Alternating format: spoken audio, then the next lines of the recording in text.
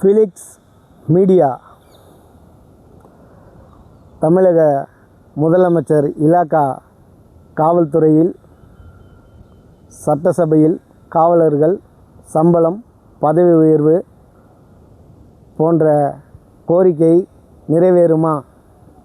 2011 நேரடி உதவி ஆய்வாளர்கள் பதவி பெற்று இன்று வரை 15 ஆண்டு காலமாக ஒரே இடத்தில் இருக்கிறார்கள். நகராட்சியில் ஒரு 2 வருஷம் 3 வருஷம் வேலை செஞ்சால் அவங்களுக்கெல்லாம் பதவி உயர்வு இருக்குது. ஆனால் மற்ற மாநிலத்தில் விட சம்பளம் அதிகம். ஆனால் தமிழ்நாட்டில் காவலர்களுக்கு சம்பளம் குறைவு.